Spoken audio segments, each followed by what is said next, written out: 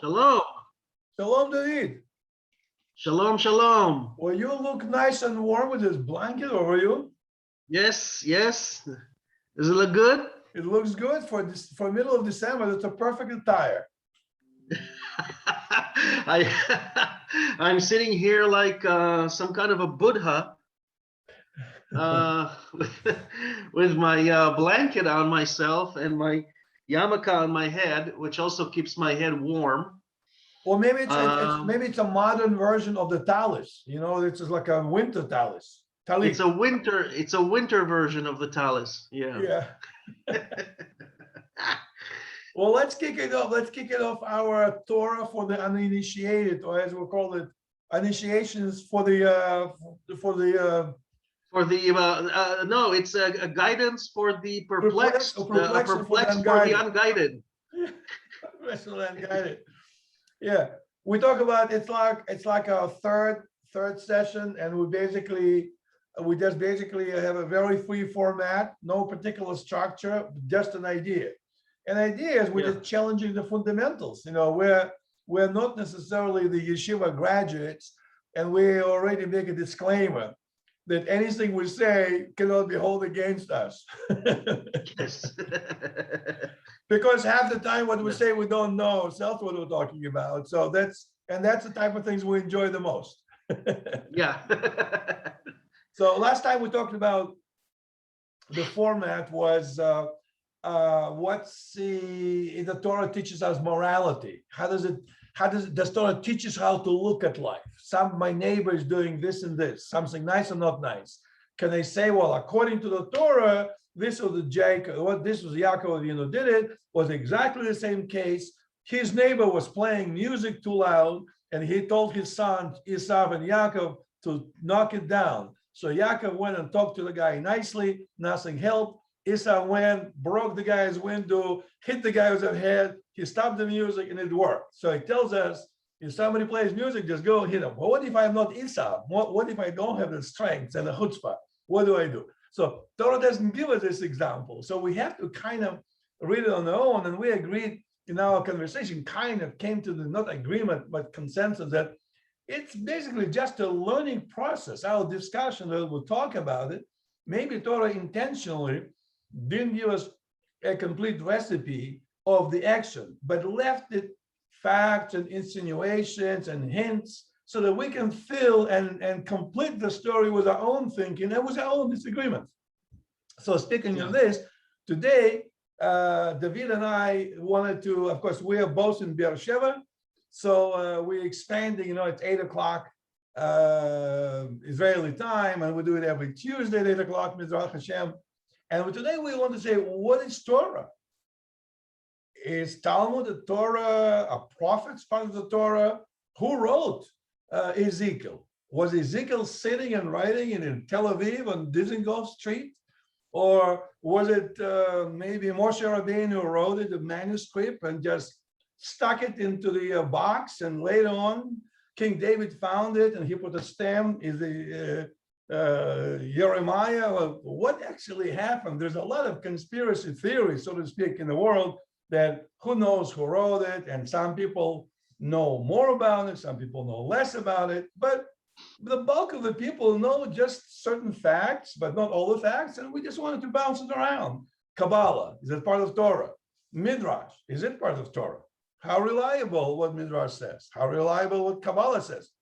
Or if you maybe talk to yeshiva graduate in Jerusalem or in Monsey, they say, Hachat Valila, you should even ask us a question on that. Of course, it's the word of God, everybody knows it. Well, I don't know it. So sorry, I didn't go to the Monsey lectures to be convinced with the facts.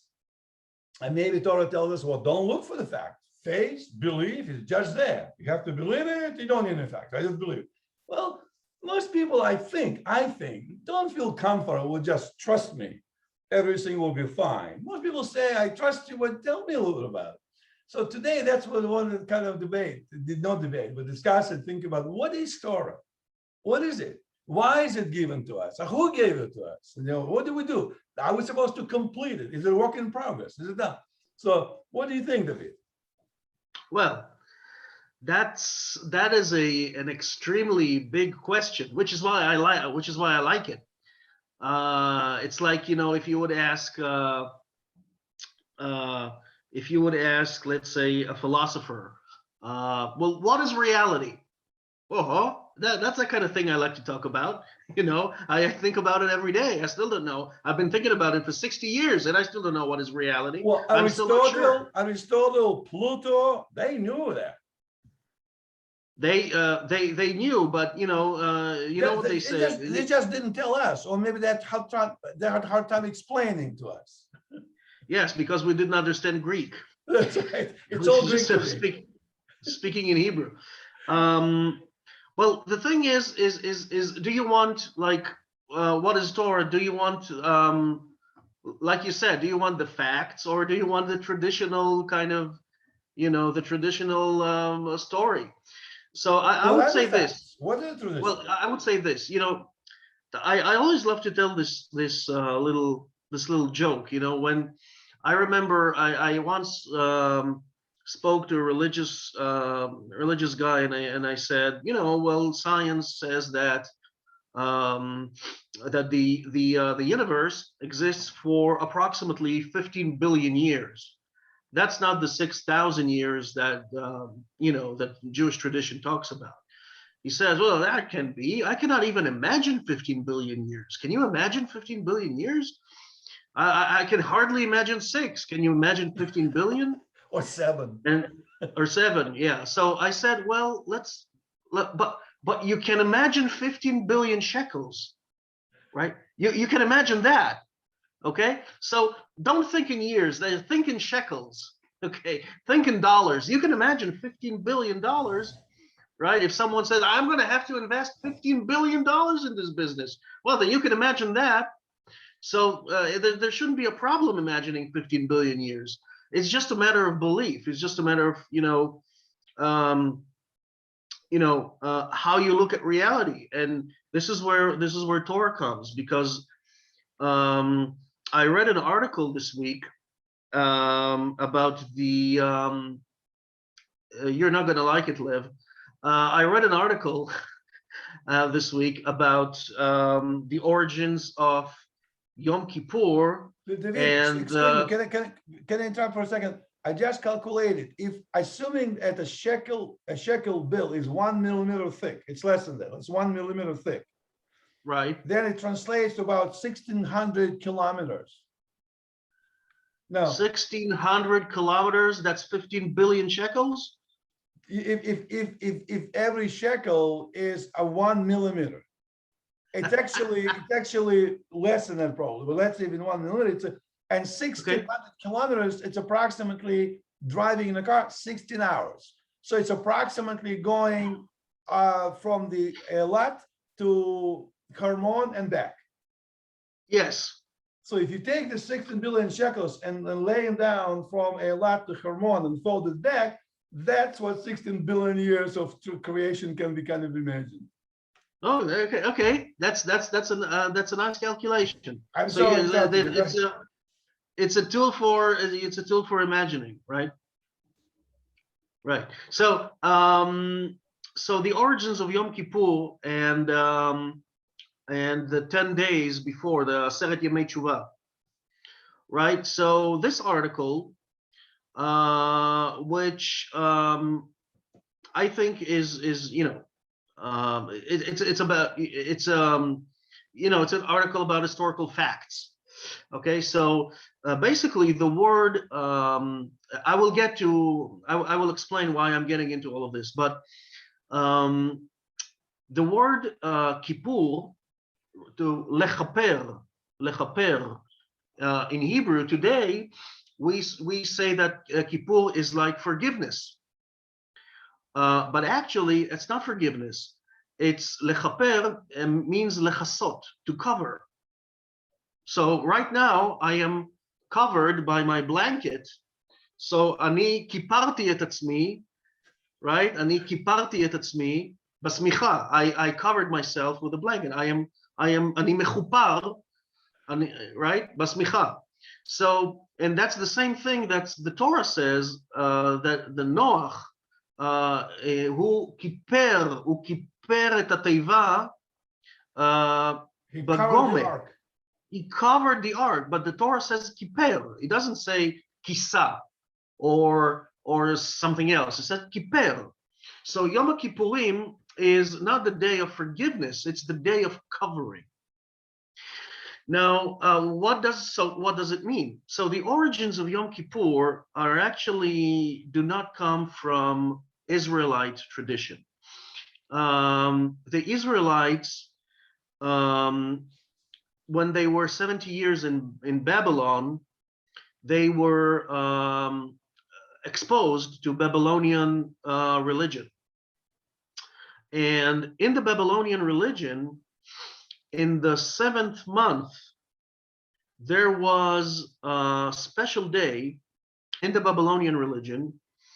There was a special day that basically was a day of, it was a chag, it was a holiday, it was a feast. It was a very happy day that basically cemented the Babylonian king's reignship over Babylon for the next year. And the 10 days that preceded that day were days of negotiations between the Babylonian king and the Babylonian high priest about the taxes that the Babylonians, the simple people, the Babylonians, and the king will pay to the temple of the god Marduk. And so once that negotiation was finished, then on the 10th day, they celebrated the fact that the Babylonian king, he basically reached an agreement with the Babylonian high priest of the Babylonian religion, the priest of Marduk. And because of that, Marduk, from, basically the priest, gives the king the power to rule Babylon under the god Marduk for the next year. And so the belief was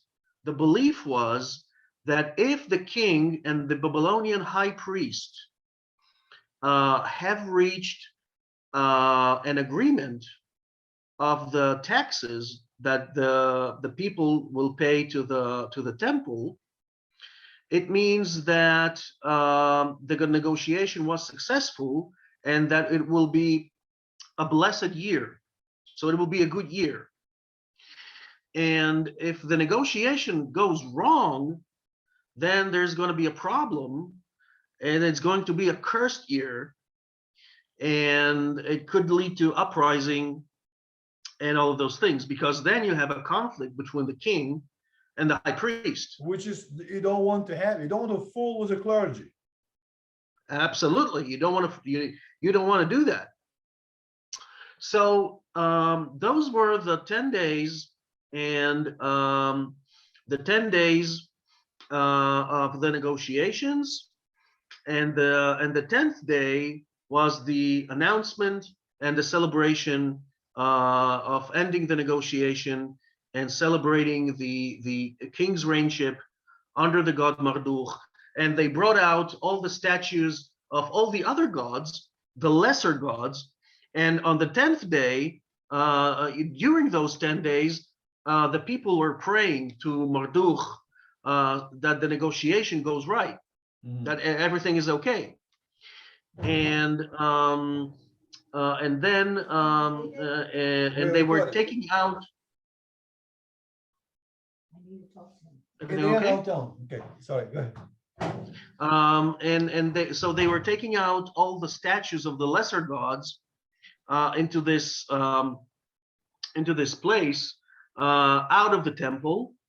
And on the 10th day, they took if everything went right, they took the big statue of the god Marduk and took it out to that place, and everybody celebrated, and they were praying, and everything was was everybody was happy. That Of was course, probably as a typical for idol worshiping, the idol, I don't know, I don't remember. In Sanhedrin, just recently I was learning this, but I forgot now. Sanhedrin and Marcos, maybe I forget, Sanhedrin and Marcos, that praying to idols was you either can poop on idol or throw stones on idols or whatever. I don't know about Marduk. Maybe it's also people who just throw stone and shout at him, but maybe it was a big celebration. The bigger stone you throw, the greater the mitzvah of praying was. no. It was their god. Yeah, The- the- but the- many idols, in ancients, the manner of the service was very bizarre. Not like bowing to him. To some they bow. To some you have to go and poop on him. To some you have to go and hit him with a hammer. The manner of prayer of worshiping the gods was very bizarre. That well, from what I know, basically you do not poop on on the statue of a god that you believe in. Yeah, you do. That was particular. I mean, Moloch. I don't remember now. I don't have in front of me the. I think it is in Sanhedrin. Masechet Sanhedrin or Marcos. I think wouldn't. I Sanhedrin. wouldn't. Listen, maybe there were bad gods that basically were not gods. Maybe were considered No, demons. people consider there was a lot of different gods in ancient times, Yeah. different. And some Yeah. civilization had one god, like God Ra for Egyptians. Some people have like 7 gods or 10 gods, and there was a Greeks will have Zeus and Venus, and they have a hierarchy, and they have children of God and semi-gods and quarter gods and whatnot. There's all sorts of it. Some people have a statue, and the big statue was in charge of the sea, and small statue in charge of the wind. And it was very, Yeah. and to some statues you bow, to some statues you moloch, you send your kids to the fire. To it was very thinking. So I don't know how particularly that Babylonian king they worship. Maybe very similar to what Jews worship our God. Okay, Maybe so similar. yeah, okay, that's a good thing. I'm getting into something very interesting here. So they celebrated, they took out all the statues. They, as far, in this article that I read, it doesn't say that they peed or pooped on these statues. It doesn't mention anything about bodily And function. interesting. I just mentioned that some of the guys. This is what Torah said. That it's not only Torah sources, in historical sources that, and the Torah says like the way Midianites try to entice the Jews to worship the gods. Like the guy comes in and the girl, Midian girl, say, "Hey, come on over to my shop. You sit down. Would like to buy something." The guy said, "No, I can't come in. It's we don't really get too close to you guys." No, not to worship. Just have for the breakfast, glass of wine, for a little music, for a little movie. So the guy comes in, has a glass of wine, gets a couple of glasses of wine, gets a little bit like this, and she'll say, "Okay, would you like to go and poop on my God?" And the guy says, "Sure, I'll poop on your God," and then he poops, and actually that was a manner of worshiping. So they tried to get them in a roundabout way to do it, and one thing led to another. Next time he comes in, he already it's no big deal. So, but not for all gods. I don't remember now which one was particular method. Some of them you hit with a stick, and another one hit with a hand, and another one you do something else, and another one you have to send the kids to the fire. So all sorts of things. Marduk, Babylonian king, I just don't know the manner of worshiping. But whatever they did, that's what they did. Yeah, but it doesn't matter what they did. The thing is that they had a celebration on that day with all the statues of the gods and Marduk reigning over all the other lesser gods. And it means that if the negotiations between the king and the high priest went well during those 10 days before the celebration, so it means that the god Marduk has basically accepted their prayers during those 10 days. And he covered for their sins. He said, "Okay, I will forgive for your sins, and not forgive. I will cover up your sins, so they're not visible anymore." That's the thing. Sins are not forgiven; they are covered. and so that's the meaning. That was the meaning of that day. Now the original word that Kippur derives from is kupru. Kupru is in a language that Akkadian. It's an Akkadian language. But I guess they were using, in that time it was the Mesopotamian civilization. You had the Babylonians, the Sumerians, the Akkadians. Probably words were traveling, from one language to another, just like today, 50% of Arabic is actually Hebrew words. Yeah. So that was the thing, and the Jewish, the Israelites who were in Babylon, they were exposed to this thing, and they basically adopted this kind Okay. of But let me. this. Wait a minute. I told you you're not gonna like it. Okay. They adopted this thing, this particular ceremony, and they basically adopted the concept into the belief of the Israelite God. Okay, that means that before the exile into Babylon, there was no such thing as Yom Kippur for the Israelites. Okay, but now I have a question. Wait a minute. That's not the end. That's not the end. Okay. If there was no Yom Kippur for the Israelites before the exile to Babylon, this means that the Torah could not have been written before the exile to Babylon. Well, that was my question. Because if there was Yom Kippur in the days of the first temple, right, then it means that they already had a Torah. But if there was no Yom Kippur for the Israelites before the exile to Babylon, it means that the text of the Torah, at least those parts that mention Yom Kippurim, had to be written down after the exile or during the exile. So what you're saying, when the Torah says that on the first day of a 7 months it will be celebration, on 10th celebration, you're saying that at least that portion must have been written after the exile, after the Babylonian. After, or at least during the exile.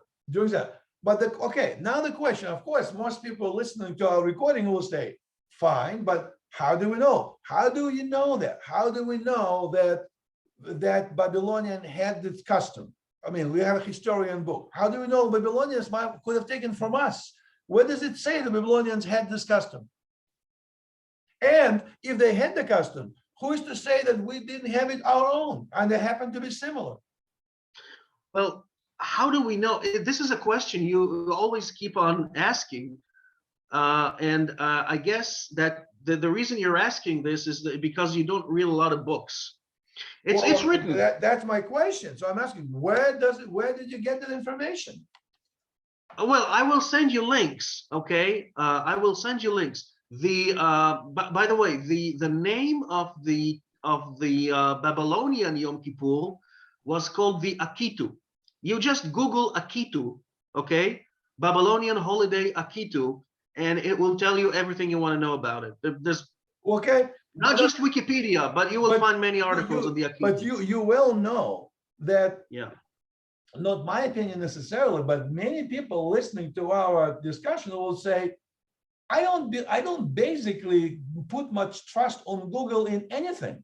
Like for example, my doctor and my family tells me every time I have a temperature 35.6 instead of 36.5, I say it's too low. What does Google say? And my cousin says, Lev, don't go to the internet. If you go to the internet, you see all sorts of crazy ideas. So Okay, listen. we're always cautioned not to go for medical explanation on Google because it go crazy. You think from the internet you have all that.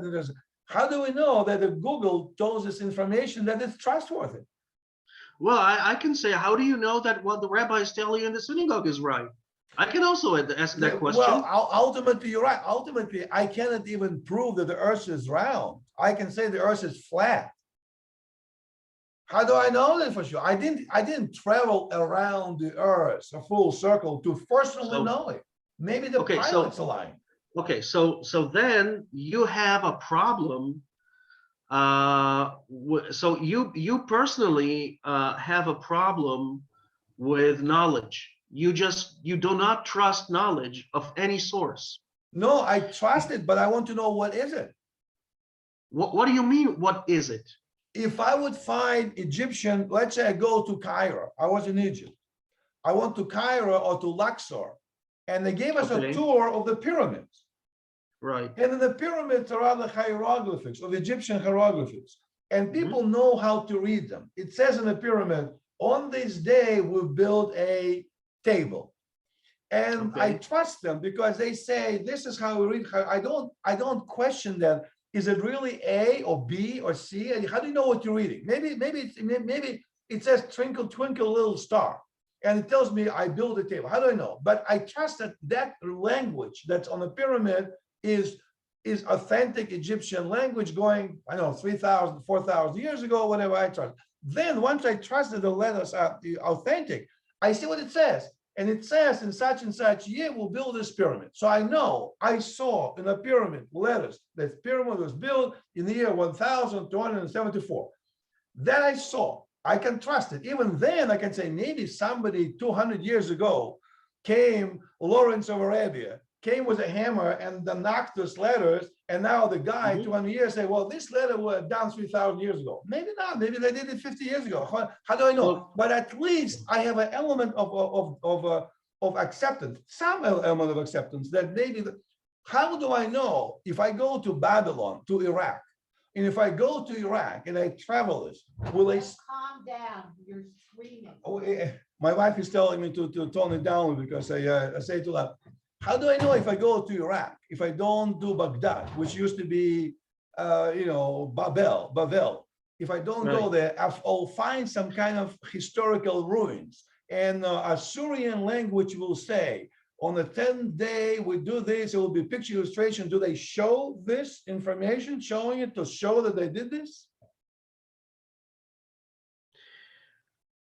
That was a question? Yeah. Do we have that type of information? You said you have a link to go. Maybe I'll check it, but this is a link. This is this information, not just, I mean, I can't tell you, for example, if I tell you right now, this is just for not debate, but discussion. If I tell you Einstein said that E equals mc squared. Energy goes from mass is squared.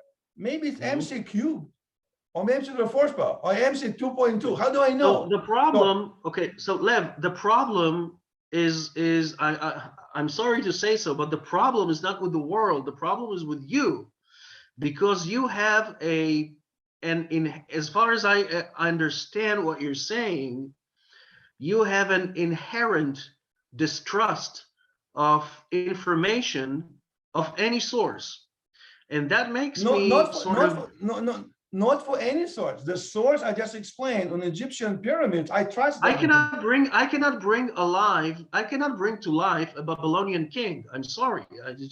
It's out of my possibility. But how do you know that they had this holiday? Well, just read about it. Where? Like I said, I will give you the source. I will send you the sources. You want the sources right now? Well, but okay. But the sources you refer to, we can't right now to look at it. We're in the middle of the conversation. Well, of course, we could. If you look at the source has to ultimately point to some archaeological, like I described as the pyramids. The source can say, I read an internet article written by Bob Jones. In Babylon had kids. How do I know Bob Jones is not making it up? Listen. You agree that, did Babylon exist before Google? Yes. How do you know that? I How only do I read about know? Babylon. How do you know that? Okay, well, I know that, let's see, Babylon is I'll tell you how. Babylon referred to Bavli in our Talmud, in our prophets, in our things, and that existed before Google. Maybe that's a fake. Maybe, but Maybe that the is entire before Talmud Google. is a fake. No, but if for example, if Isaiah or Ezekiel, I mean, I don't remember. Let's pick Daniel. If Daniel talks about Bavli, I can't quote it for sure because I don't know. But let's say Daniel says Bavli. I don't know if Daniel is it really happened or not. But I know that in Daniel, if I take a book of Daniel, it says Bavli. Daniel is, if I believe, I might not believe in Daniel, but if I believe in Daniel, it's certainly before Google. I don't know. I was born in 1982, and until 1982, I didn't know there was such a thing as Tanakh. Okay, and I only started learning Tanakh in 1983 when I was in second grade. So for me, the Tanakh did not exist until 1983. Okay. How do I know they didn't fake it 2 years prior of me going to school? There has to be a limit of distrust of information at some point. But yeah, The I thing know. is, listen, the thing is, I actually don't know exactly what you're getting at. It's like you're No, trying to what defend I'm the asking, traditional. what I'm asking, I'm pointing to Daniel as a source of It's my very, information. listen, so it's very simple. You just you just open books that you do not usually read. Well, That's as simple as that. Open a couple of history books and you will find it there. Well, Not history books, no, not I history books. agree. I don't deny. I mean, I'm not a historian, but I'm asking you. Let's focus So- specifically, not on all the facts. Let's focus on No, the facts. but you listen. You don't let me get to the point. Yes. What is Torah?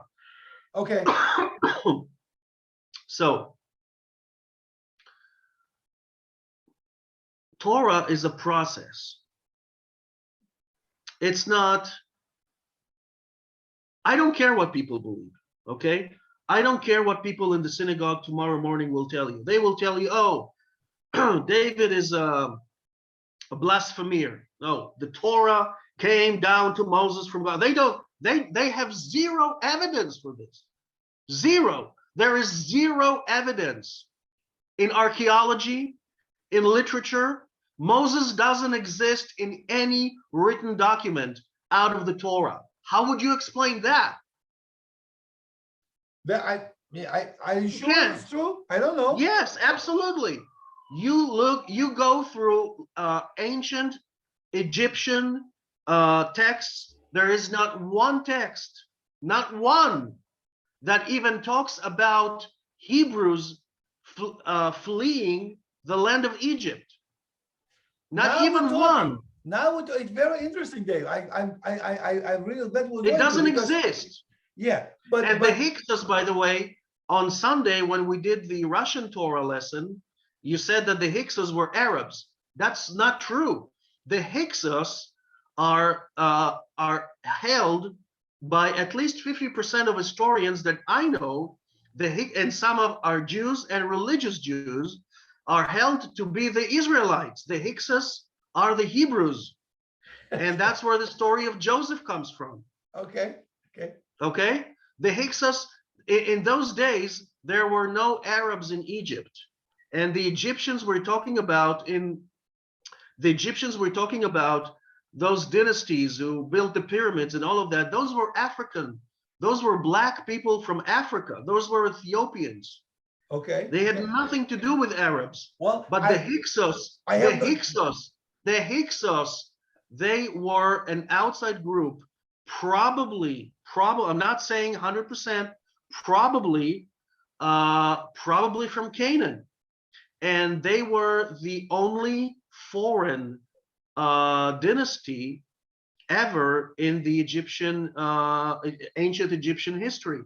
But there is no evidence at all for anyone being called Moses, for any person living in an Egyptian living in an Egyptian palace with the Egyptian kings named Moses. There is no. By the way, the ten plagues of Egypt are very well-known plagues that take place in many different places in Africa. Water turning red because of gas being released from within the earth. The plague of the how do you call those cockroaches? Locust. Arbe, locusts, right? The plague, so all of these things, these are there is no.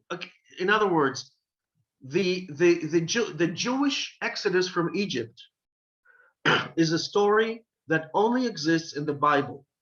It doesn't exist anywhere else. Okay. There is no evidence for that. Okay, Nothing. Okay, good. Listen, I'm gladly, I'm not a historian. I'm gladly I admit ignorance, and I gladly agree about Hicks. I look forward to stay corrected. But I'll tell you what, I know not very good, but I communicated a little bit with the questions to Larry Lawrence Schiffman. Schiffman, he is a rabbi and a Jewish historian. His specialty is history. I'll ask him. But it's very interesting. This is our talks about the perplexion for the unguided is evolving, because I'm gonna have a homework for myself and maybe for you for the next Tuesday when we'll do it. Let's do this. We're talking about general. We covered a lot of territory, obviously.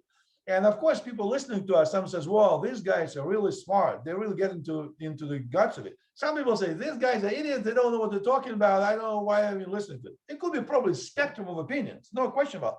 Yeah. Nothing wrong with that. We love them all. Mm-hmm. But good thing for homework for us, homework for me.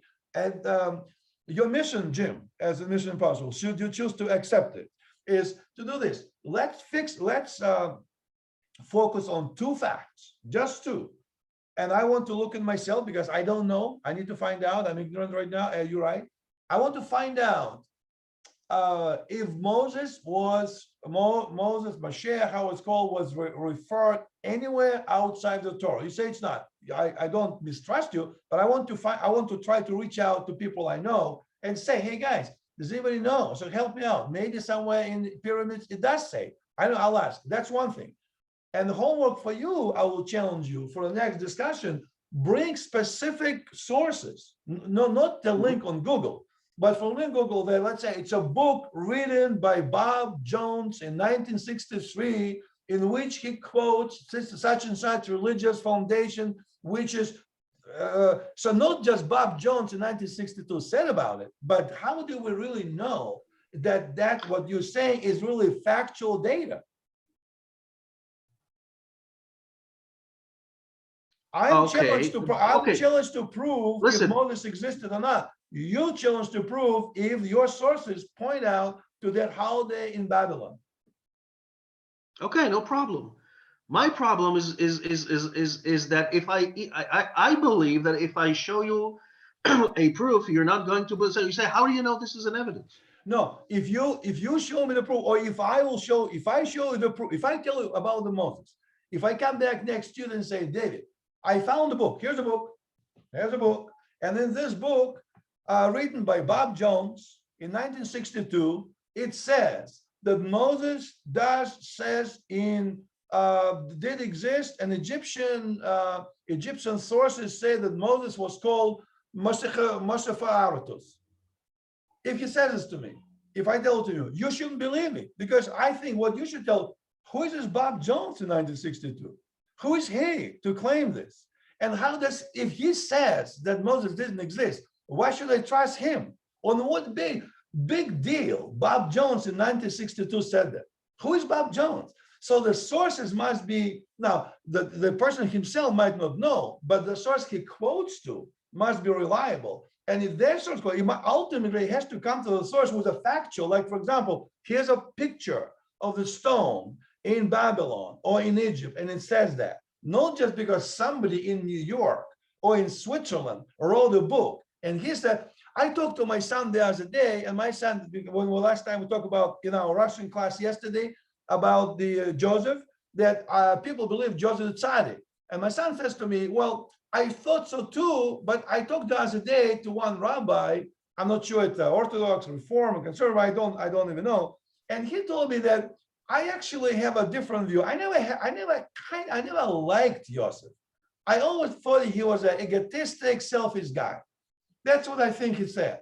So my point to him, listen, the rabbi that probably was born 40 years ago or something, and he happens to think that Joseph is a not admirable guy.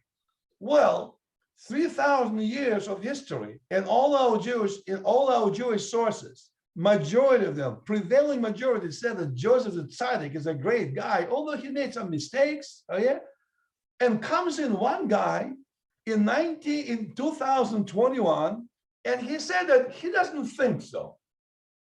All you guys, 3,000 years study, really, that's completely clueless, but I know that Joseph wasn't a good guy. The whole atmosphere out here, you are so loud.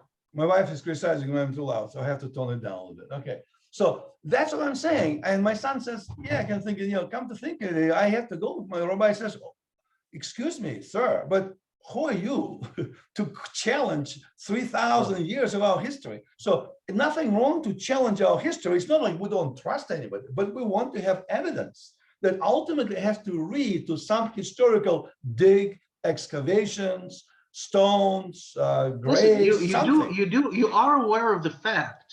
You are aware of the fact that information can go through generations and a physical evidence could be sometimes hard to find. Yes, but if that happens, then we cannot trust it. We can't say it's right or wrong. We just say, I don't know. So what made you a religious person? What made me, I wouldn't call myself a religious person. I don't know what religious person means. You pray 3 times a day. Well, but you mentioned rabbi who is agnostic, doesn't believe in God, and I forgot his name. But he said the rabbi, the guy you admire, the guy who's good, and he goes to synagogue 3 times a day, Shachrit, Mincha, Arvit, prays it, doesn't miss a prayer, and yet he doesn't believe in God. So just because a guy goes to synagogue all day long and knows Tanakh upside down, inside out, doesn't mean that he even believes in God. So when I say somebody is a religious person, I don't know what it means. Everybody has probably that different perception. You talk about religion, believe in God. What is a religious person? So we got really away from the subject you wanted to talk about. Well, I'm afraid. You asked what is Torah. I was just answering your questions. You're the guy who's asking the questions, and the good ones. Well,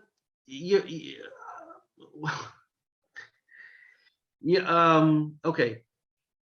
I'm not going to get into all of this right now. But let's just assume that what I told you about the Babylonian holiday is true. Okay, assume. Okay. Can you accept at least that? Yeah, I can. Yeah, I can. Let's imagine that it's true. Okay. Okay. So it means that the Torah, or at least those parts in the Torah that mention Yom Kippur, had to be written after the exile, or at least during the exile in Babylon. Not necessarily, David. As an engineer, I tell you, not necessarily. It's not likely, but possible that 2 traditions could have existed in parallel. Yes, but we don't have any evidence for that in the archaeological finds in Israel. I don't know that, but let's imagine that was the case. You don't know anything. You have an inherent, I don't know if it's an inherent fear or an inherent kind of complete distrust of maybe you should not ask questions. No, it will make life easier for you. All I'm asking for the factual data. I just cannot accept data that doesn't have substantiated proof. Listen, this is the first time we've been talking about this, and you're already on the attack. So I'm not attacking you. You said that there's a historical evidence. I think you imply. I don't know if you said, but you implied the historic evidence that is in Babylon. I said, on what basis? I asked the question. on the basis of history. And so You far, but just that's why read it. Just read it. You know, it's there. Just read it. That's why how I have my assignment for Moses. You have assignment this. I want history. I want to show. So No, far, I'm afraid I will have to decline your. But so far, all you told me there's a link on the Google. No, I didn't tell you that. You said there's a link. You said go to link on Google and it shows the sources that show that that happened in Babylon. What are the sources? I didn't go to link on Google. Wait a minute. It's not, you know, Google is just a machine. It doesn't lie to you. It doesn't have a soul that says, I'm gonna lie to Lev because I find it funny, you know? You and I will find the same links and the same information. I read a lot about, you know, Muslim history and on the internet first. And you know what?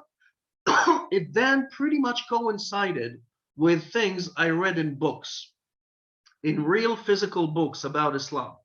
So most of the information, you know, most of the information you will find on the internet because, again, almost, I would say this, almost all the popular and accepted texts that exist about many subjects. By the way, Google only provides the links. So it can provide a link to an essay. Google doesn't publish articles. It provides links to articles.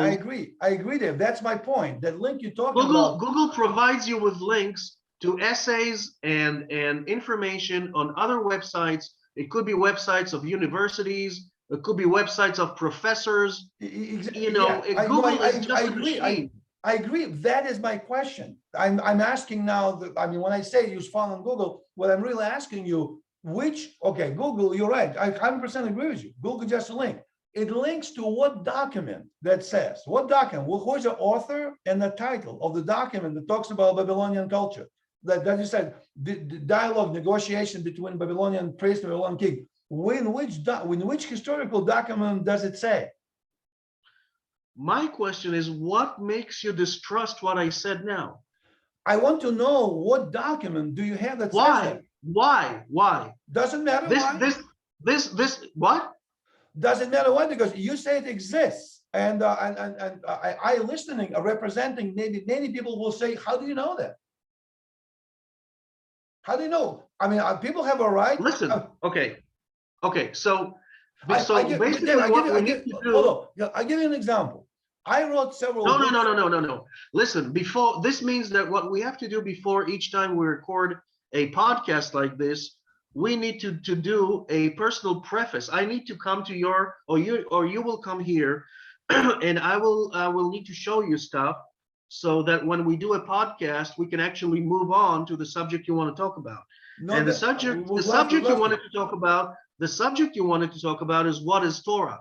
I wanted to give you an answer, but I'm afraid I can't because you're not letting me, because you're always asking, how do you know? That's an impossible conversation, Lev. You're right. This is Jewish nature. We have questions. I give you an example. Dave. I wrote several books on pumps.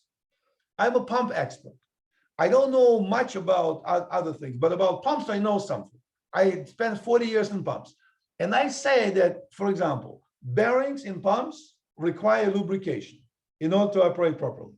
I wrote a book in which it says that bearings require lubrication and what happens if you don't lubricate them. They fail, they break, and how often. I wrote the whole study. Personally, I published papers where my pictures and videos standing by the pump, lubricating bearings and running the pump and doing measurements and shows why they need lubrications. If you go to website, if you go to internet, to Google, and you find out, do bearings require lubrication? And you have a discussion with somebody else and says, bearings require lubrication. And another guy, Victor, you talk to, who says, no, they don't. He said, yes, they do. Victor says, how do you know? You can say, because I found on Google. On Google where? I found Lev Nelik articles. Lev Nelik? Who is Lev Nelik? Well, the guy who wrote articles. How does he know? You can say, there's a video. In his article, there's a link to the video. And you show the video, and on this video, I'm doing replication, do all this. Then he'll say, now I know that Bering's require replication. That is coming from, he didn't trust the Victor, didn't trust the fact that you said Bering's require replication. He asked for the authority. You pointed to me. But even if you pointed to me, you still have to know, how do I know? So I had to show physically in a video, in a movie, what happens when it doesn't happen. Then you know for sure Bering's replication. My question is similar. I agree with you. Maybe before our podcast, we need to do this study and find the source. Because, but you know, it's like Talmud Day. We're talking like a Talmud. Talmud continuously goes on tangents. We went on the tangents to Babylon, even though but that's okay. Lev. There is today, if you just want to verify something, I'm sorry, but you go to Google. Yeah. It's in the tip of your fingers, right? It's right on your fingertips. It's right there in your hand, on your phone. But David, if you want to verify something, listen. If you want to verify something, not everybody agree with that. Not everybody. Wait a minute. Listen. If somebody doesn't agree with what I just said, then they have to be basically put into asylum. Well, I tell you, I don't know about this because I know personally very great rabbis who are a lot knowledgeable than me, and they stated that finding facts through the Google is not necessarily a good idea. They say to find there's a longer way to find the facts without Google, as people did before existence of Google. Because as you said, Google only points on the sources. These people know sources without Google pointing to them. They have no need for that, and they feel, and I feel. How do they know that their sources are true? No, they look at the sources and they state that's the way to find it. If you or other people don't agree with that method, if you feel you have to go to Google, that's your right. But I'm saying there are people who don't agree with that. There are people who don't agree using Google. Yeah, if I want to find Google how to drive from here to Haifa. Listen, I cannot live by someone else's distrust of Google. This is completely irrelevant. This is it's insane. Well, what you're saying is insane.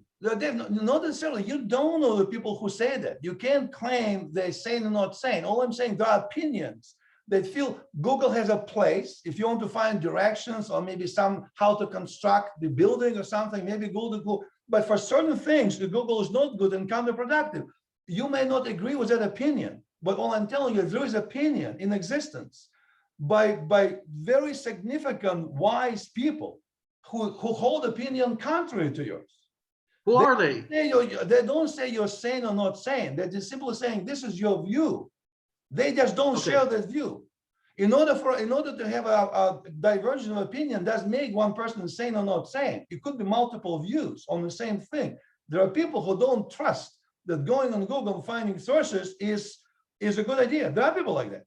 But I would agree. There are people who do not agree that the sky is blue during the day. Do you know that? No, I don't know that, but I imagine there must be. I don't know people like that personally, but maybe. Okay. So if I tell you that there are people like that, will you now change your mind about the color of the sky during the day? No, all I say. No. Okay, so I will not change my mind about finding good sources linked with Google. It's absurd. But I don't think they would want to. Neither I would want to change your mind. You have. So what are we talking about? What are we even talking about? Because in order for us to, because we're talking about authenticity of the Torah and historical creation of the Torah. Was it created before? What is Torah? We started our conversation. What is Torah? How is Torah? For what Torah? And then in discussing that, you brought a very valid question. You dissected the Torah. Maybe Torah wasn't written at the same time. Maybe it was some portion of that were given, and you brought the Babylonian experience as a potential proof that some portion of Torah couldn't exist. You brought this information. I expressed, which I think, a valid question. You brought the evidence that points out the Torah, at least some portion of it, written after the exile. All I asked, what is that evidence? And you said, on the Google, you can get to the sources. I said, what are the sources? And you said, well, there's too many of them. We don't have time right now to get them. So I said, well, let's next time to take time. Maybe I come over to you, we sit down, we'll look at the sources and we'll find it. So the logic of our conversation makes sense to me. It is not a matter of proving your opinion, my opinion. This is simply saying, this is a factual data of the facts, historical digs, historical hieroglyphics, and they show that. And Google is pointing on those documents. My opinion is that because you have been exposed, I think, as far as I know you have only been exposed to traditional history told by the Talmud and rabbis. So every bit of new information that contradicts it is almost like an earthquake for you. That happens a lot with religious people. Dave, It happens a lot with religious people. I need to correct you. I don't call myself religious. That's number one. It doesn't matter. Well, you have but- a big black kippah on your head. I think that's quite religious. Okay, if you want to define it, like that's fine. But what you have kippah too. But I took Yeah. history courses in America and in Russia. I have Okay. a long history course. I have a very good history teacher. Now, Okay. that history, I took it 50 years ago or something, a long time ago. It shows how young I am, you know. But I don't get my information strictly from reading Talmud or the Torah or listen to rabbis. This is the same thing, this is the same thing that I started with. Like I said, the difference between 6,000 years and 15 billion years. Well, I cannot imagine 15. Well, you cannot imagine that Yom Kippur was actually a Babylonian.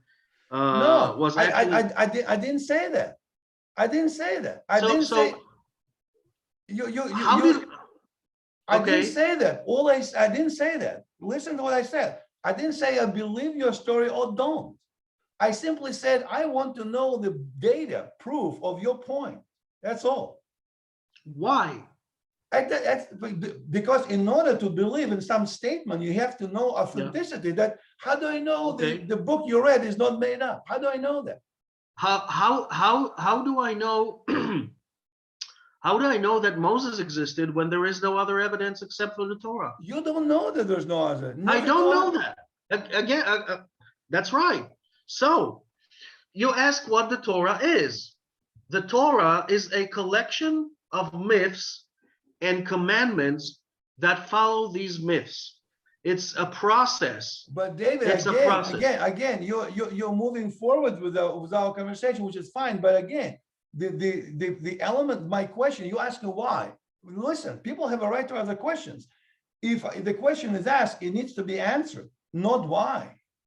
Because you basing your point of what Torah is on the fact, just one of the many things you mentioned, just on the fact that in Babylon exists this tradition. It's a legitimate question. What's the problem with that? It's a legitimate question to anybody, myself, anybody else, to ask, how do you know that? Listen, we're wasting time. I'm sorry, but you're wasting my time. Oh, listen, that's more fair. If you can always say, listen, I don't want to give you any sources. I'm not interested. You can't. No, it's not that I don't want to give you any sources. It's like the sources are out there.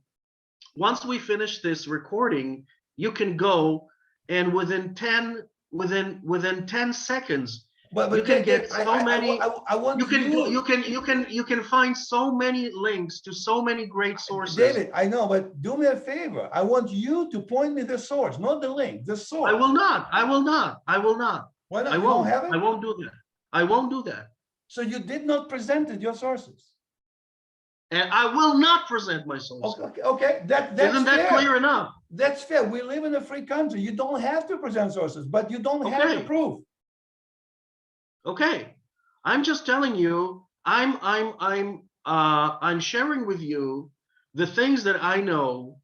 And if you don't trust what I am saying, you can go out and look for yourself for that information, because this information has been known is historical information that's been out there by many historians through at least 2, 3, 4, the last 300 years If of modern history, David, before I was born. when a question is asked, the burden of proof is not on the questionnaire, but the one who present the fact.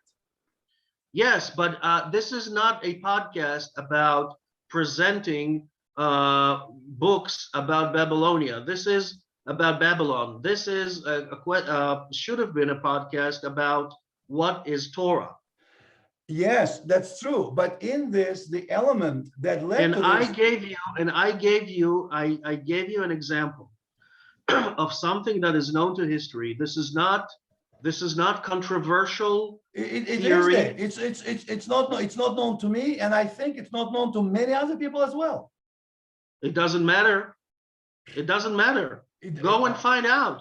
It's called getting yourself educated.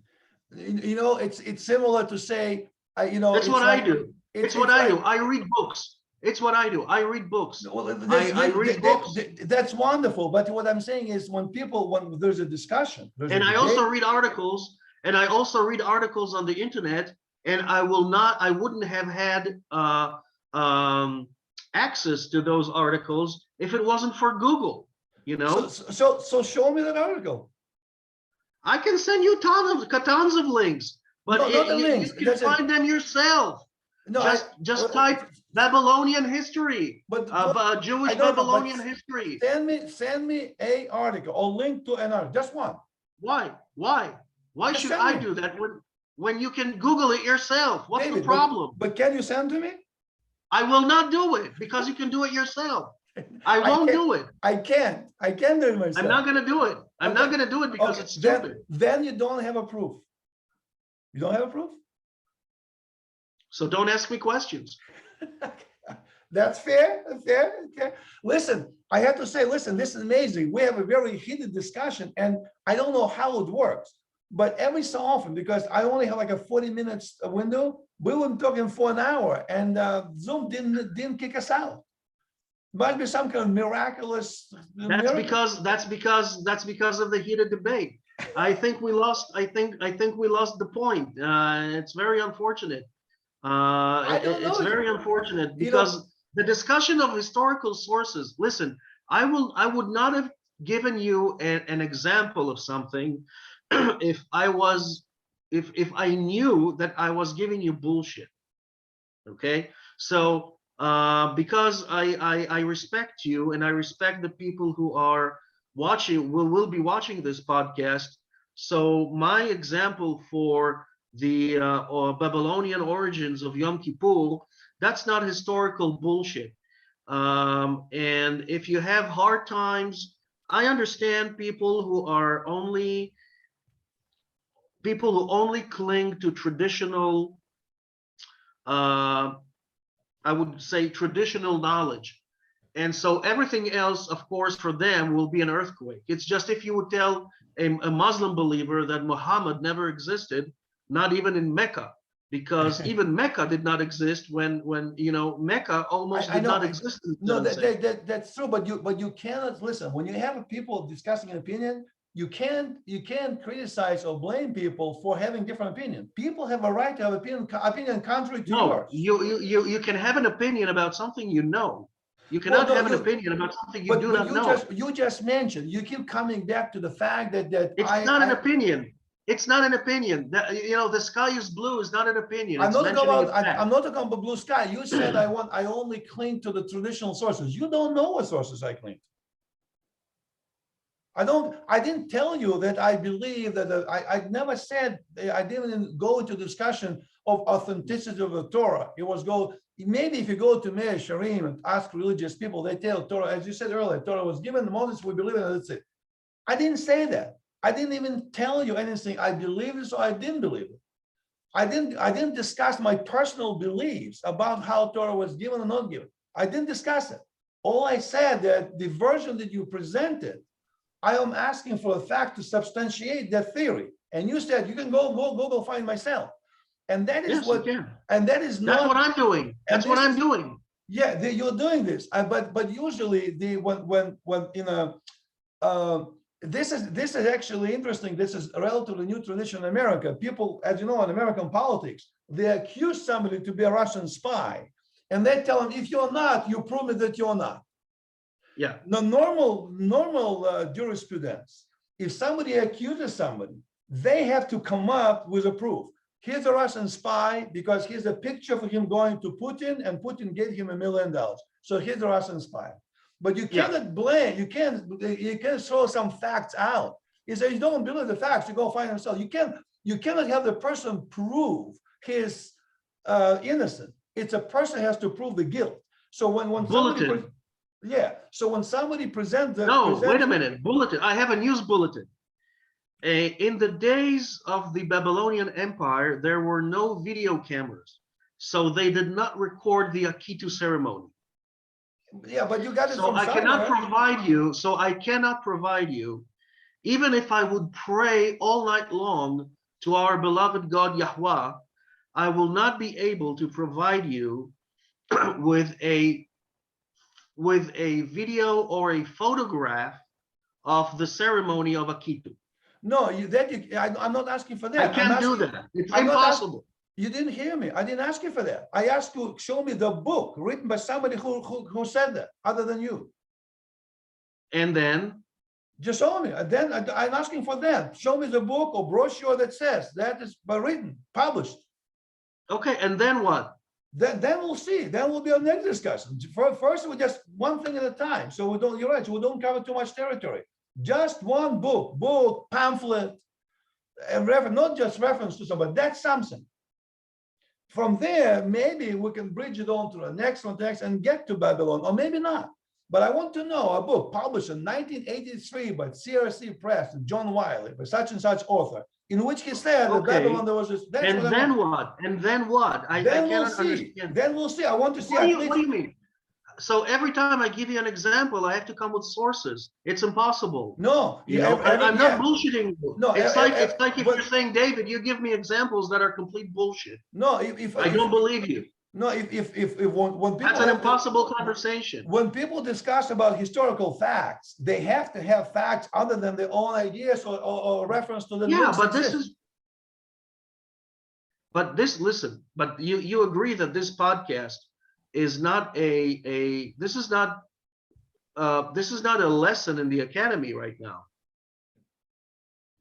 Well, we talk about the Torah, and the Babylonian tradition makes very important element in our discussion about the authenticity of the Torah. So in order for us to verify the authenticity of the Torah or non-authenticity, we need to know facts. And it's not enough to say, well, you go find this is known that there was in Babylon. If you don't believe it, go find it. That's not acceptable situation.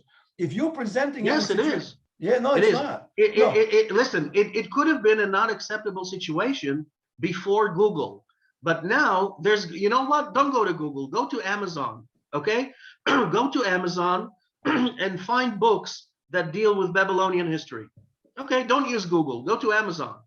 But since you know a lot more about it, it's much simpler for you to find it. You can find it in the. I do not listen. I do not. I read articles. I don't always remember the name of the author who wrote the article or where that came from. There's all sorts of bits of information. I cannot every time read an article and say, oh, I will write.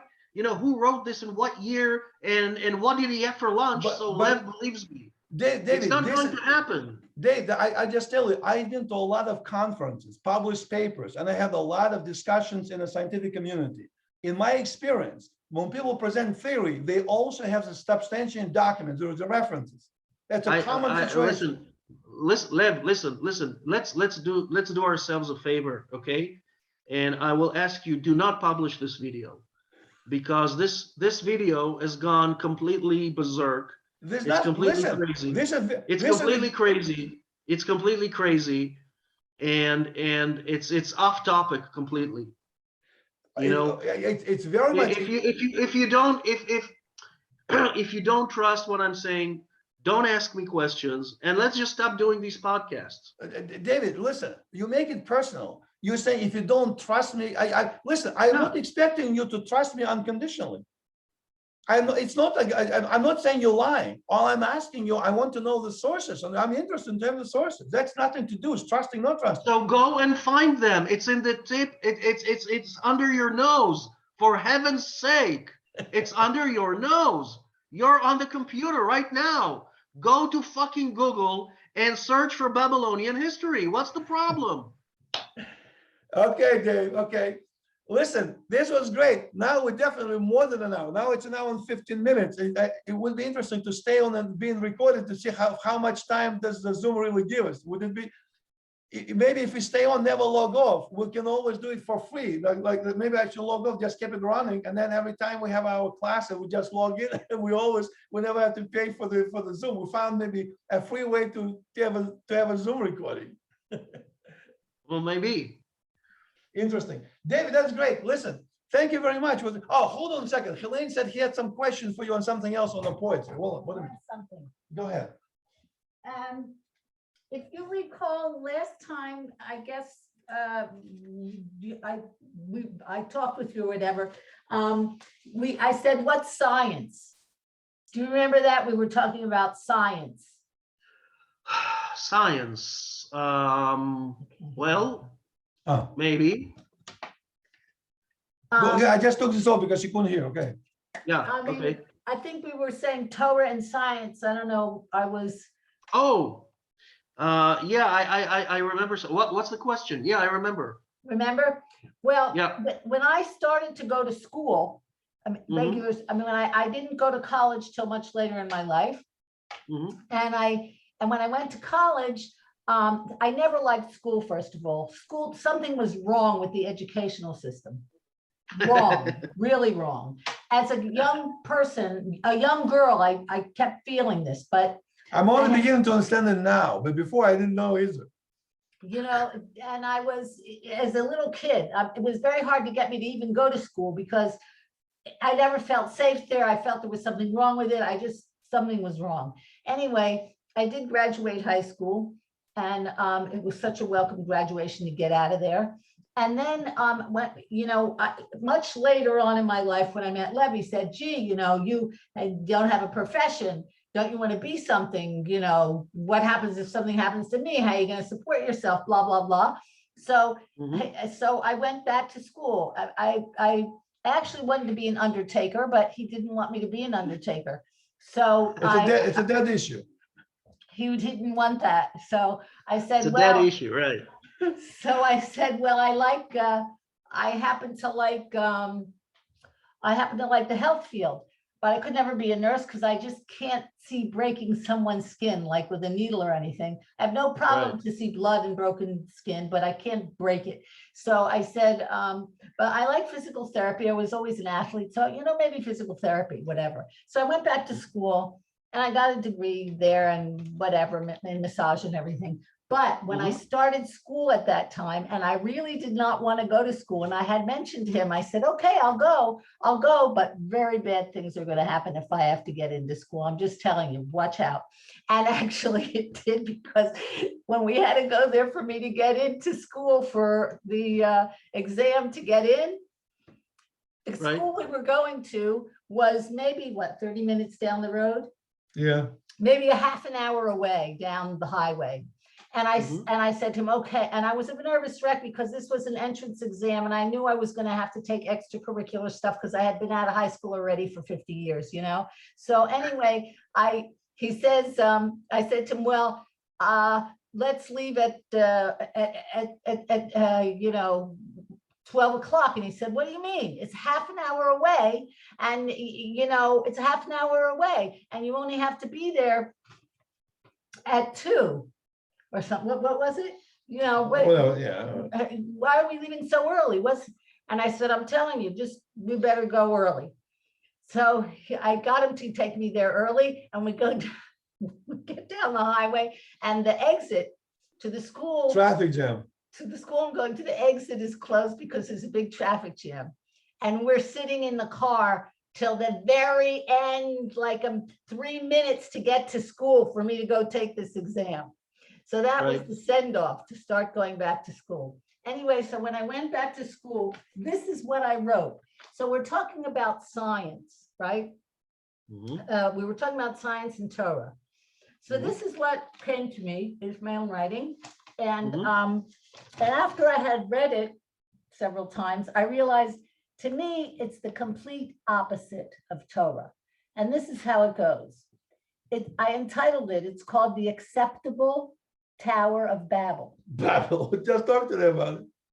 Books of pages, clothed in theories, strewn with facts and opinions, sown with hypotheses, calculated, concentrated, correlated, beveled into experiments, pictured and formulated, footnoted and italicized, published and copyrighted, paves the realm of academics, a soulless world wherein a steadfast drone from punctuation to postulation, eyes eat authors' brains and minds eat minds in a competitive quest to success. And that's all I have to say. I have a genius for a life here. That's about science. That's beautiful. That's beautiful. That's also well, that's also true. I mean, that's the world of science is the material world. That's what science is all about. It's asking questions and experimenting with the material world, because the material world is most of what we have is the material world. At least that's what I think. And so the materialism is it has nothing to do with abstract notions of human consciousness, like morality or soul or beauty or any kind of things that we would agree that are abstract, right? Well, I don't know if you would say they're matter abstract. is matter, and that's it. I don't think they're abstract, actually. I think what it is that they're not finite. They change and they move. No, what I mean is that you cannot go to, I cannot ask of you to go to the field and pick me up some morality. I can ask you to pick me up some apples or grapes, but or that's what I mean. It's not oranges. it's not finite. It's not finite, you know? I don't understand what exactly you mean. What do you mean finite? Finite means that it is perceptibly tangible to the touch, to the sight, to your senses, your eyes, ears, nose. Okay, so what you say is that it's like it exists, but we cannot It connect with it. definitely exists, but we don't have I feel like we just don't have the word or the exact name of the sense that we can describe having it. Well, I will answer with I will answer with Lev's favorite question. How do you know? How about it, honey? How do you know? Well, Yeah. then ask. No, you don't have to answer. I just Oh. No, I but just she made has a an point. answer. She has an I answer. just How do made you a point know? here because Ask people. See if they okay. get an answer. You see, Lev, ask people. Ask people. Yeah. Anyway, good night. This is great. This is great, guys. Good night. You see Good how our topic expanded? We now went into poetry, started with the Torah, expanded to poetry, history, controversy, debates, dialogues. If you would not have asked that question of how do you know, I brought two examples of, you asked what is Torah, so we all know what is written Torah. But I also brought, this is the Mishnah. This is the Mishnah, which is the oral Torah. Mhm. And the Mishnah begins with a preface by the Rambam. And he writes he has a very interesting preface for the Mishnah.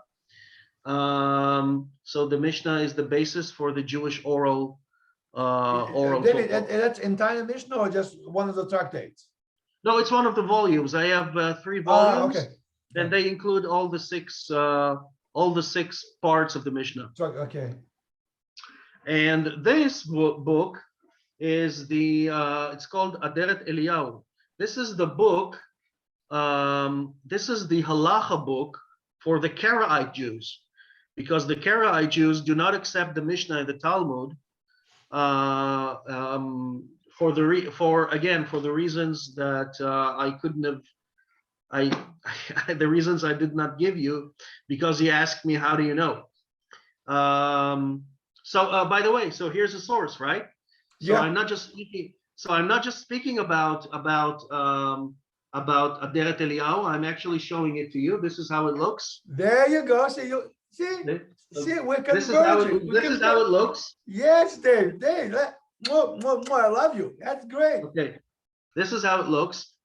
But the thing about the Akitu, the thing about the Akitu ceremony of the Babylonians, I've spent hours watching lectures of academics lecturing in the university or doing podcasts about, whether it's history or archaeology, ancient text, etc., etc. And most of them, of course, are in Hebrew. Sometimes I listen to English as well. There's actually more information in English than in Hebrew, by the way. And so it is known to professors. Okay, they know that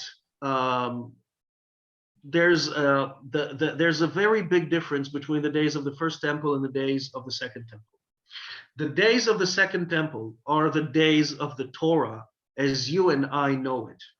Okay, if you would go back in time to the days of the first temple, they had a different religion.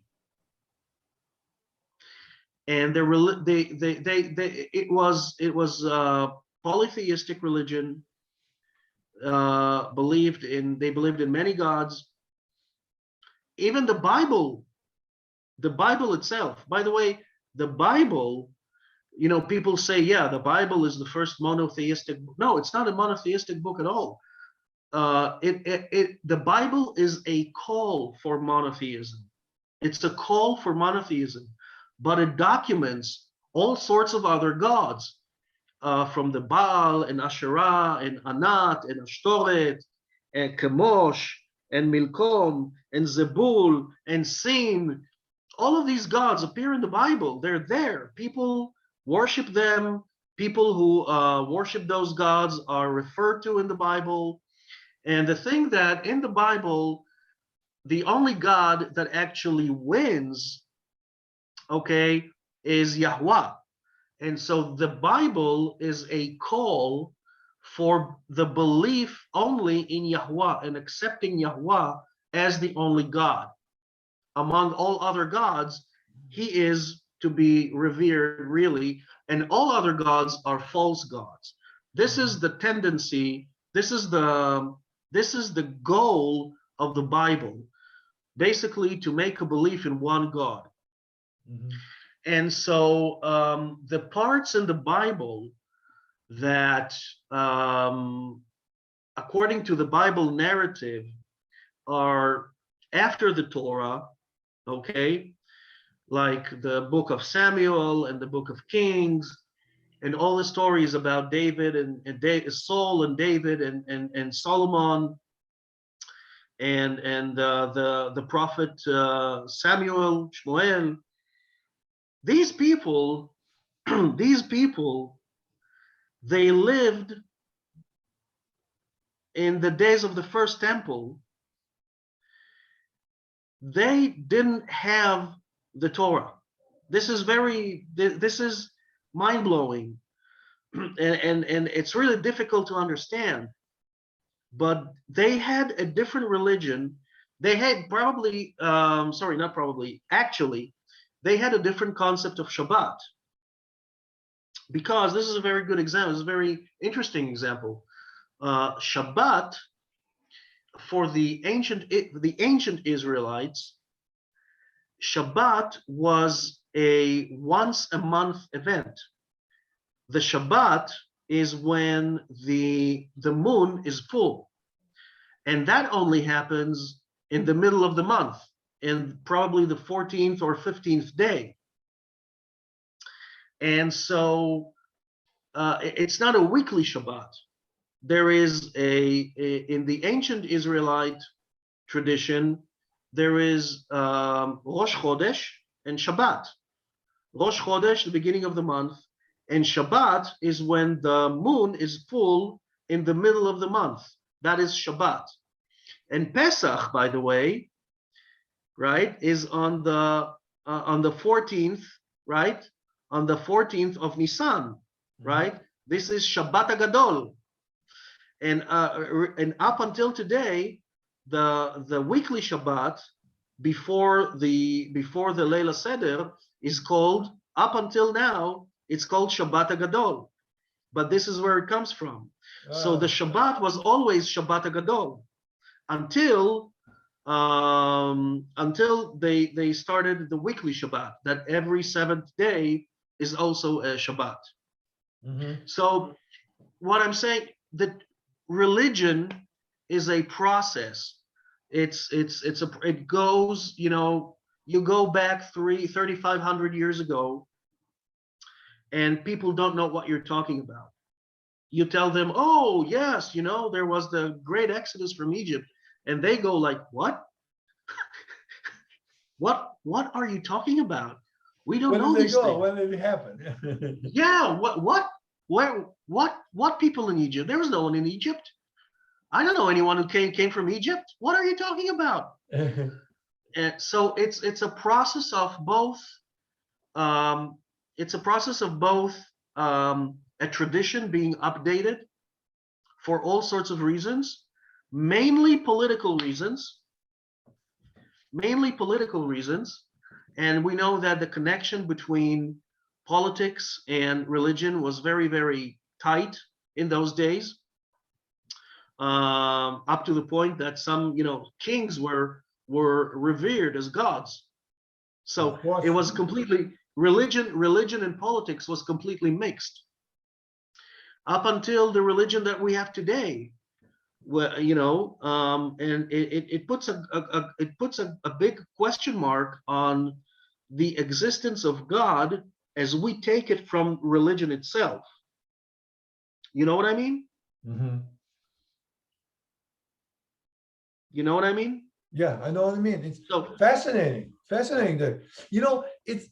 It's too bad. I mean, I wish other people can join us, because this is, to me, this type of discussions are very important, because I personally, I don't relate to just, like fanatical following or something. Well, I personally don't relate it.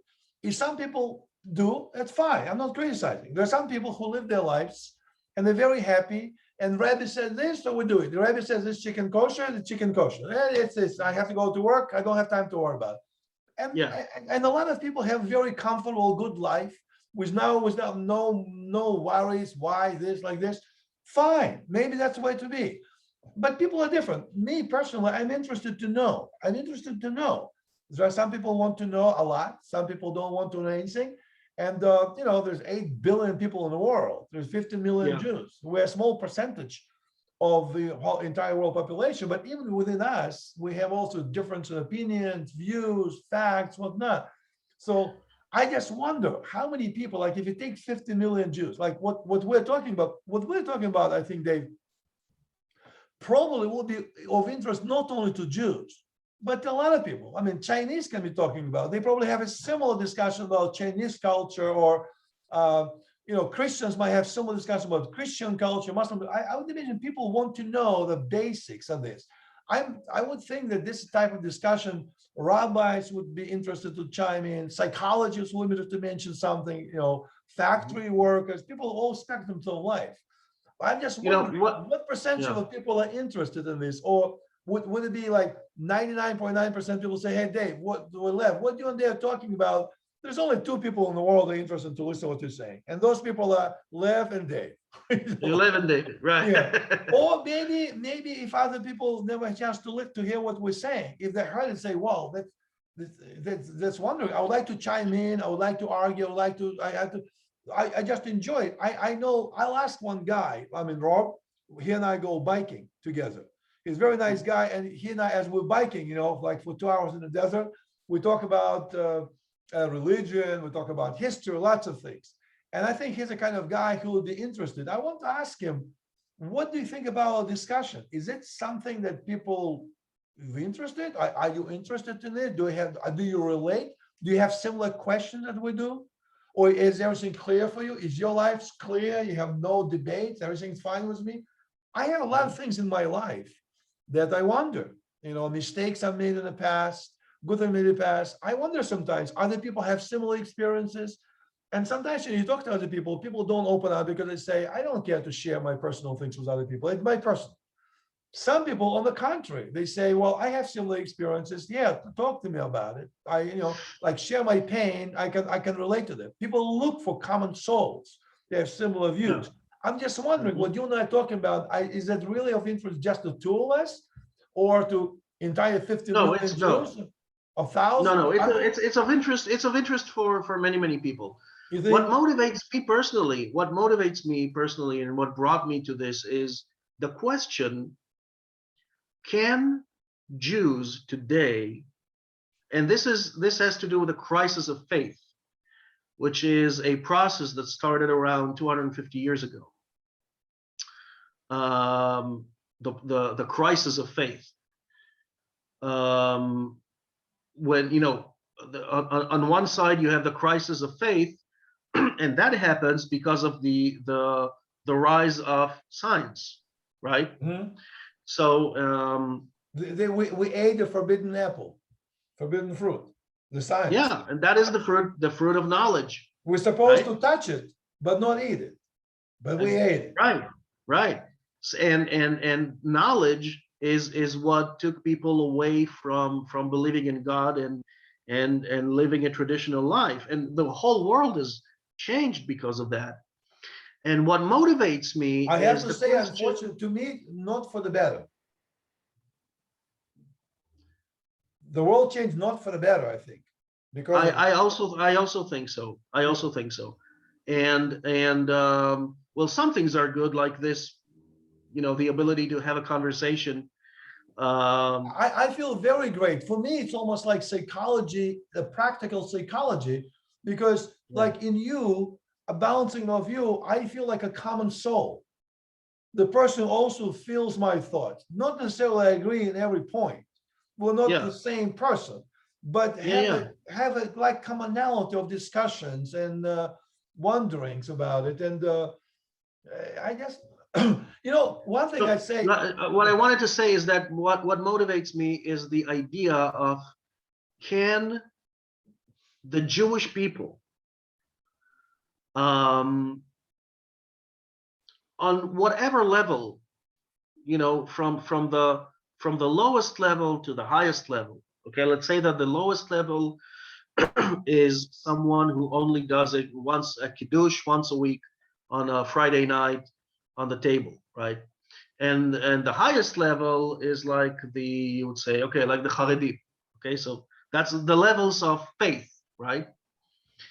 But can the Jewish people today, and the conservative movement and the reform movement are symptoms of that, can they still, or can they embrace faith back and Jewish tradition and thought back into their lives? Well, it's interesting. It's interesting you open a new door for this. I tell you, that's a very sore subject with me, because I used to, like in my Balshua process, when I grew up in Russia, completely didn't know anything about Yeah, Judaism. I will just finish with saying Go that ahead. because um, can the Jewish people now do that? Um, and the bigger question is, do we even have to do that? Because is Judaism only defined by religion, or is Judaism also something that can be defined by what we call nationalism, or a national collective national consciousness, Mhm. right? And would that be enough? And you have people who are completely atheists. They don't keep Shabbat. They don't care about Shabbat, and they say, "Of course I'm Jewish. I'm Jewish." Well, you know, When I go to when I go to Europe, I'm being attacked just like any other Jew, whether religious or not. It doesn't matter. I'm Jewish because I'm from the I've ancestry heard, of. I've heard the guy saying, I go by the Hitler's definition of Judaism. The Hitler would put you to the burners.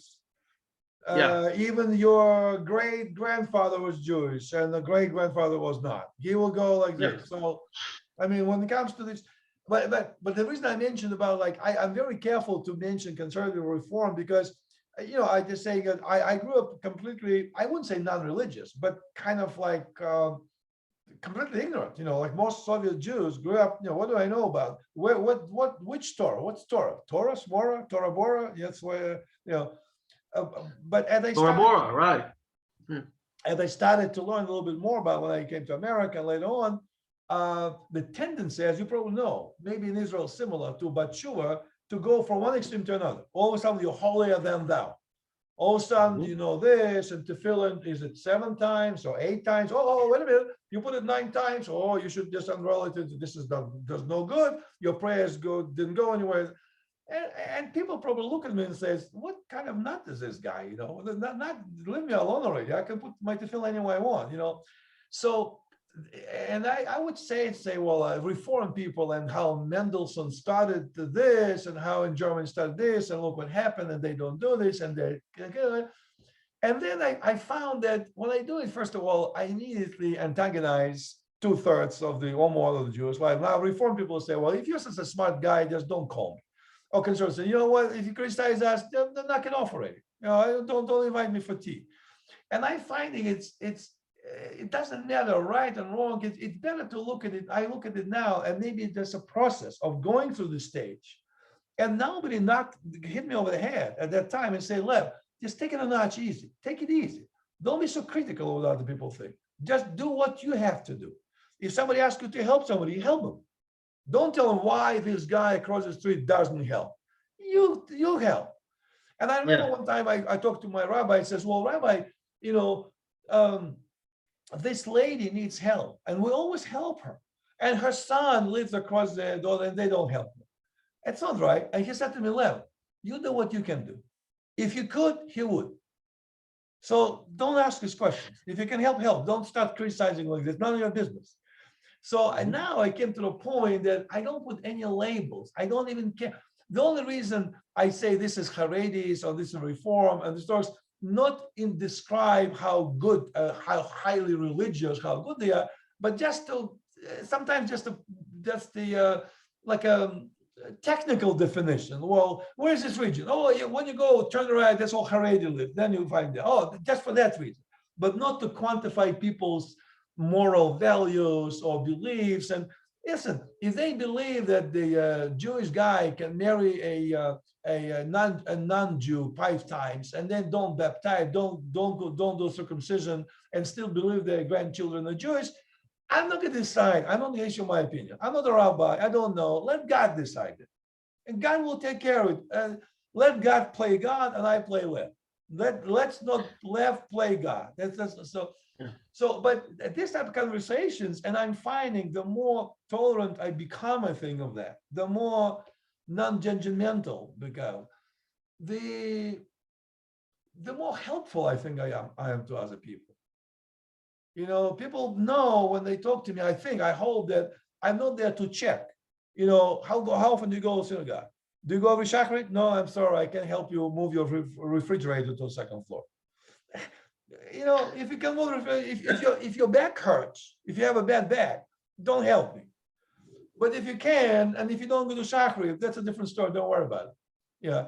So, and my son Joshua gave me the book maybe like a year ago. I should give it to you. I think you'll like it. It's written by the two Israeli authors. One is statistician, does statistics, and another one is psychologist, I think, or something, I forget. And they did a cross section of Israeli Jews, no, Israeli people, and they will get facts. How often they go to synagogue, they don't go, wear a kippah, don't wear a kippah, and they do this, and they basically stated that entire Israel is religious country overall, but definition of what it means to every person has different meaning. I'm Yes. religious, but God forbid I should go to Shabbat. Things like that. I mean, they say completely. So they find this is like almost, it's almost like a tribal feel of that. And within this tribal feel, some define it by religion, some define it by how they trust in God, somehow what they do to other people. So, and it's too difficult even to delve into. And then in the end, they rate you. You can have like a test. You answer questions, and based on this, they have like a X and Y graph, and you can be one of the four quadrants, like extremely politically right, no, extremely like view, like you're very like convinced of yourself, very, and how observant you are. And I happen to be on this grade, extreme on all sorts, which I actually didn't like. I was hoping to see myself a little bit more. I was very right in my views, very, very like ultra in my views, and very religious in my views. Right. But I find it, I'm not religious. I don't find myself, I mean, if I compare myself to Meir Shari people or Haredi, I'll be like on the bottom of the barrel. I mean, what do I know about Talmud? What do I know about Mishnah Berurah? What do I know about Shulchan Aruch? I know very little. But according to this test, I was in that category. Kind of bothers me. But the point I'm making to you, it's so amazing that people have that. And the discussion in this book, they kind of touch on what we are, but not in dialogue form, but just in statistics, the answers and questions they did. But I would be curious to see how many people would like, look, we've been talking almost like for almost 2 hours for her. And I'm just wondering, if somebody will listen to our podcast, would they listen to the whole thing and just, wow, fascinating? Or would they turn it in and after 15 seconds, and turn it off? How many people would be actually interested and say, I relate to that? Like if I listen to somebody, I would listen for entire 2 hours and think about it and say, oh, I wish I was there to mention something. I disagree with what Lev said. Oh, I disagree with what David said. David, what about this? Lev, what about that? I would try to jump and ask this question, but I wonder from a people who, how many people look at what we're talking about and say, I get that something. I have to go somewhere. This is just baloney. I don't know. I wonder. You said that many people think about this, but I wonder. Really. I think that many people think about it. I think that I think it interests a lot of people. They just won't. I think that they just won't admit it. Maybe, and especially secular people, because secular people, there's something interesting about people, and that is that people have an image of themselves. That's what ego is all about. Ego is what the definition of ego in psychology is basically the way I perceive myself, the story I tell myself about myself. This is why the ego doesn't like to tell stories of embarrassment or loss. This is something you say, when you hurt someone's ego, what you basically say is that you hurt that guy's ability to make a good impression of himself for himself at that moment. So, and so people have an image of themselves, and they try to define themselves within the larger context of their life, the environment, the society they live within, and also with their own personal history, you know, you know, you can say, okay, I was born in a secular family, in a secular home, in a secular part of Israel, like in, let's say, in the heart of Tel Aviv, and my parents ate pork and shrimps, and my family did not observe any form of and not even one mitzvah of the Jewish Torah. And so I'm secular and I don't care about anything, and that's who I am, and that's it. And then they start, not everyone, but some individuals, they for some strange reason, very mysterious reason, they become sort of fascinated. Something And pulls them. yes, to the other side. Something pulls them, you know, to the dark side. Join. This is your father. Join the dark side. Yeah, that's right. And something pulls them to the other side, and they don't know what it is, and they're afraid to admit it. And this is the process. I can tell you that this is the process that most people who are chozrim b'tshuva, this is the process they go through. So Yeah. first they will start praying at home without anyone seeing them. So when the wife is off to work and the children are off to school, he will put a kippah and put the tefillin and pray. Nobody saw me. Nobody knows that I've done this. Okay, and then for some reason, I don't know, he's saying something. So the wife becomes suspicious, right? The wife becomes suspicious. Are you praying? Are you reading the Bible? Are you reading the Talmud? Have I seen you coming out of the synagogue last week? Was that you? You know? And he said, no, that wasn't me. Someone looks like me. I know that guy. He lives I was in the the- library. I was in the library. No, I was at work. And then finally, after 2 months, he will say, you know what? Yeah, that guy you saw in the synagogue, that was me. And she will go, oy vey, my husband is going crazy. Yeah, like they say in Russian, oy vey, skazali vey, right? And so this is the interesting thing about this has nothing to do with God. It's about people. Yeah, yeah. That's the way people think. That's the way people perceive themselves. That's the way people But think about themselves and how they define themselves. maybe you're not. Has nothing to do with the Torah, by the way. Yeah, but maybe, well, you said a lot of people think, but maybe what you just said, maybe not, because maybe the first group, let's say secular people mostly, right?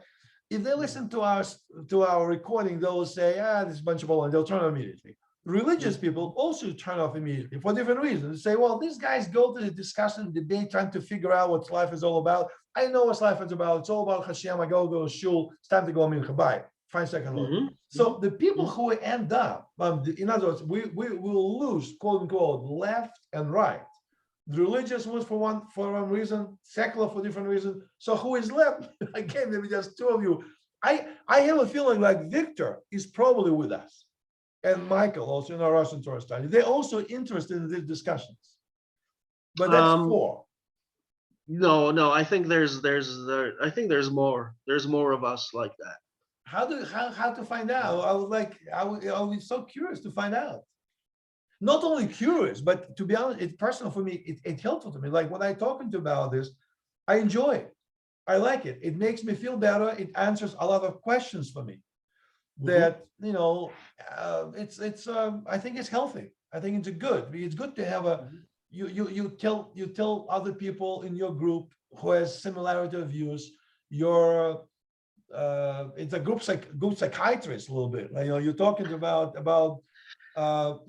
life, and you find out that other people have similar questions, and sometimes they have a similar views to yours, sometimes not, but they think Many people. Many people have similar questions. I think that hopefully that they will find this.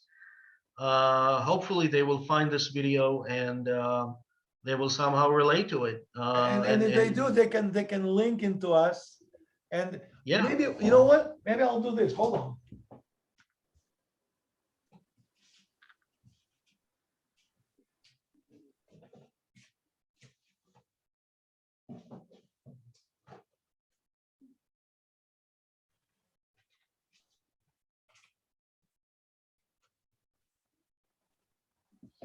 I just thought about, I said last time, if they want to talk to us, they can, but I just thought about, they can't, if somebody listen to our video, they cannot find where, looking for our Zoom coordinates. What's our Zoom coordinates, Dave? Do you remember? Yeah, it's the idea is 325 804 5811. And the password? It's 285-775. Repeat it one more time, ID and the password, because I don't Basically, remember. the ID for the conversation is 325 804 5811. And the password is 285-775. Great, because I keep saying in the previous videos, if you guys, you gotta log in, if you're watching this video, log in, but they might not. They might watch the video, but still not know which Zoom to get in. And that's on every Tuesday. Mizrach Hashem, we're trying, Dave and I trying to get it at every Tuesday, 100 hours, which is 8 hours, 8 o'clock in the evening, Israeli time. In America, it'll be like 1 o'clock in the afternoon every Tuesday. We do also in Russian. We have a similar debate discussion in Russian every Sunday and Thursday, also at 8 o'clock Israeli time. But this is English debate. We'll go a little bit. That's 10 o'clock in the morning in Los Angeles. Okay, thanks for that, Dave. So we'll see what it takes. It will be interesting to know, Dave. Listen, Yeah. thank you so much. I think that next week, because we had this little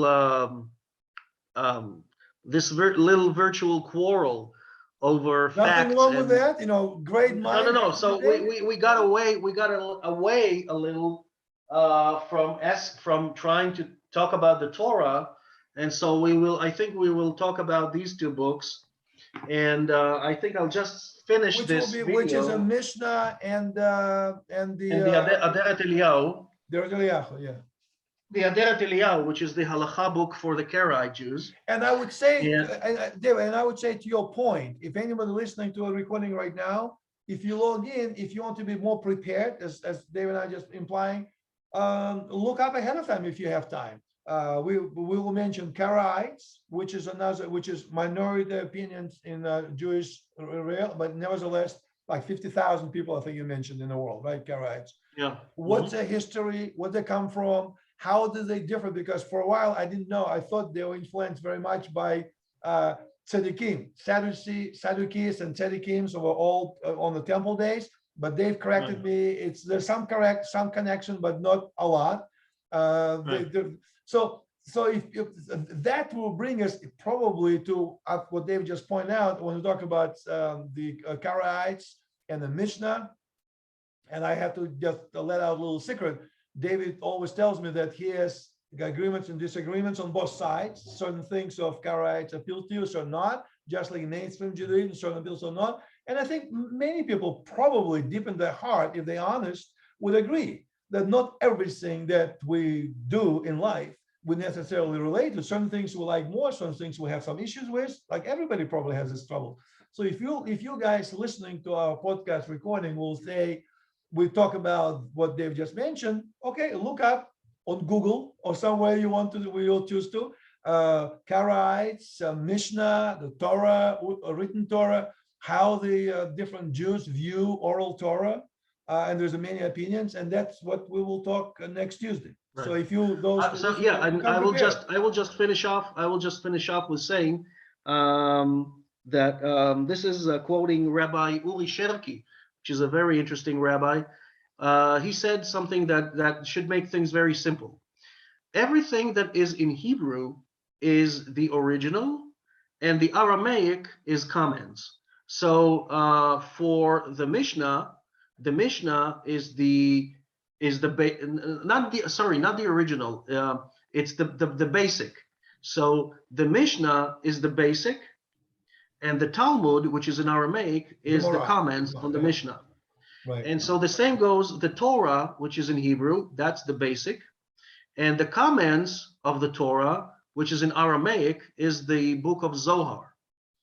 That's the comments on the Torah in Aramaic. That's the Zohar. So the Zohar for the Torah and the Talmud for the Mishnah. That's it.